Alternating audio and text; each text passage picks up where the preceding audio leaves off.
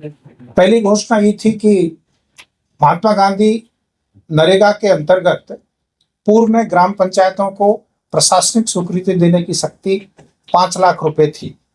आज मंत्रिपरिषद ने ग्राम पंचायतों की शक्ति को बढ़ाकर 10 लाख रुपए कर दिया गया है। इसके फलस्वरूप ग्राम पंचायतें बड़ी योजनाएं ले जा सकेंगी और निर्णय लेने में तेजी आएगी। दूसरी महत्वपूर्ण घोषणा थी पंचायती राज संस्थाओं के सभी स्तर के प्रतिनिधियों के मानदेय में वृद्धि। आज मंत्रिपरिषद ने यह निर्णय लिया है कि तीनों स्तर की पंचायती राज संस्थाएं एवं ग्राम कचहरी के चुने हुए प्रतिनिधियों के मानदेय में 1.5 गुना वृद्धि की गई है। तीसरा जो विषय था वो था कि पंचायत के जो प्रतिनिधि है उनकी आकस्मिक मृत्यु के मामले में 5 लाख रुपए तक का अनुग्रह अनुदान की व्यवस्था पहले थी। मांग थी कि सामान्य मृत्यु के मामले में भी उनके चुनाव होने से लेकर चुनाव की अवधि समाप्त होने तक की अवधि के लिए उसको भी 5 लाख किया जाए। तो आज मंत्रिपरिषद ने इस आशय का निर्णय लिया है और अब 5 लाख रुपए का अनुग्रह अनुदान देय होगा। इसके अलावा 21 जून को माननीय मुख्यमंत्री ने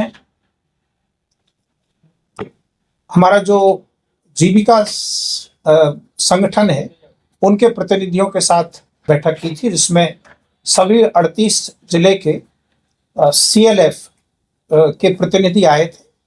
उन्होंने किस प्रकार राज्य सरकार के प्रयास से जीविका संगठन के माध्यम से महिला सशक्तिकरण के काम हो रहे हैं और उसको और किस प्रकार प्रगाढ़ बनाया जाए, इस पर सुझाव आए थे। उन सुझावों के आलोक में घोषणा की थी, जिसके संबंध में आज मंत्रिपरिषद ने निर्णय लिया है।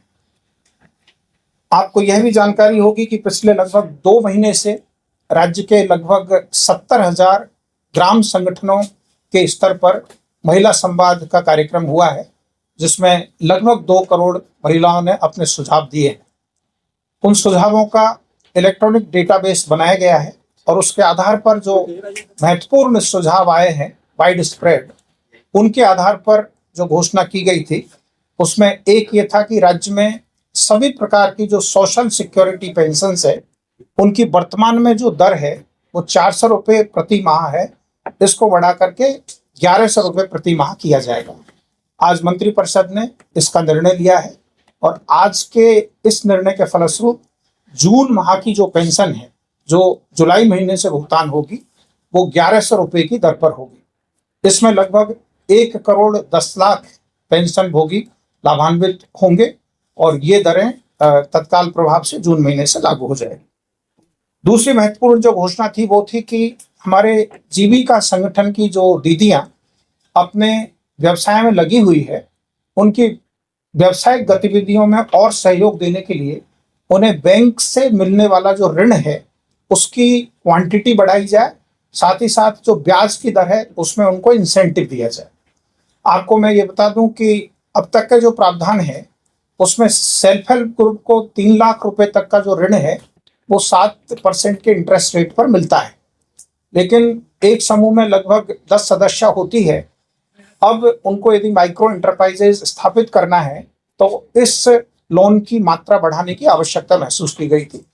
आज मंत्रिपरिषद ने बहुत ही दूरगामी निर्णय लिया है, जिसमें 3 लाख रुपए की ऋण सीमा को बढ़ा करके 10 लाख रुपए प्रति SHG किया है और 10 लाख रुपए तक का जो ऋण होगा वो इन SHGs को 7% ब्याज खुद को देना पड़ेगा, लेकिन बैंक का ब्याज -7%, जो 3% का गैप है वो इंटरेस्ट इंसेंटिव सरकार के द्वारा दिया जाएगा।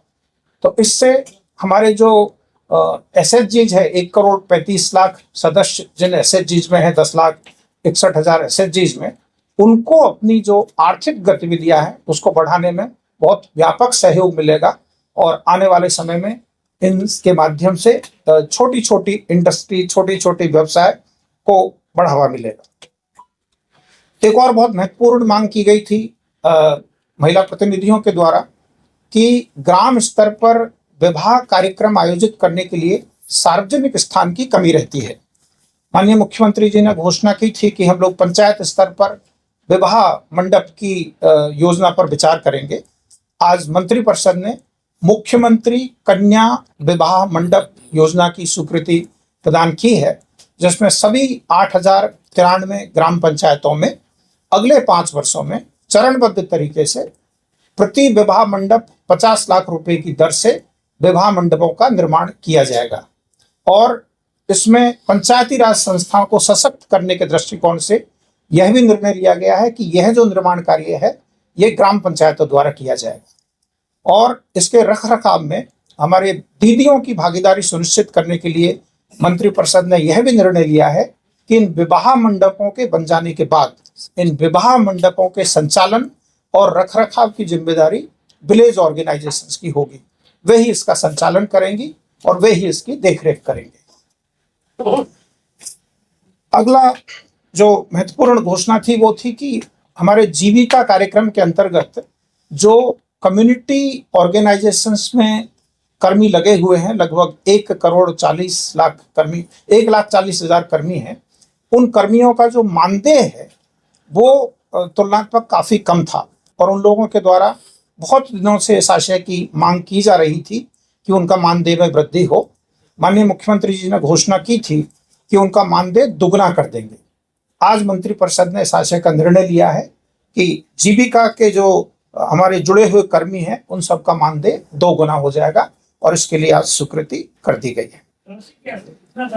इसमें लगभग 700 करोड़ रुपए की कुल 735 करोड़ रुपए की कुल अतिरिक्त राशि की स्वीकृति आज मंत्रिपरिषद के द्वारा प्रदान की गई है। वो उसमें विभिन्न स्तर के कर्मी हैं, तो हर स्तर के कर्मी का जो मानदेय था वो अलग अलग था, बट ओवरऑल करीब 700 करोड़ रुपए की आवश्यकता पड़ेगी। आपको ये जानकारी होगी कि महिलाओं के द्वारा संचालित दीदी की रसोई राज्य का एक बहुत ही सफल इनिशिएटिव है।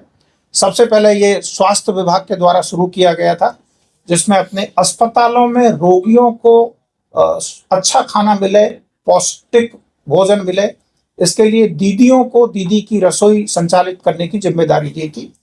कालांतर में राज्य के विभिन्न विभागों में दीदी की रसोई को प्रमोट किया गया। आज यह निर्णय लिया गया है कि प्रखंड स्तर तक के सभी जो सरकारी संस्थान हैं उनमें दीदी की रसोई का संचालन दीदियों के द्वारा किया जाएगा। इसके लिए जगह की व्यवस्था और आवश्यक प्रशासनिक सहयोग सभी विभागों द्वारा दिया जाएगा ताकि राज्य में हर कार्यालय में दीदी की रसोई सफलतापूर्वक चल सके। आज एक और बहुत महत्वपूर्ण निर्णय लिया गया है। आपको यह जानकारी है कि राज्य में जो जाति आधारित गणना हुई थी उसमें लगभग 94 लाख परिवार ऐसे पाए गए थे जिनकी मासिक आय काफी कम थी।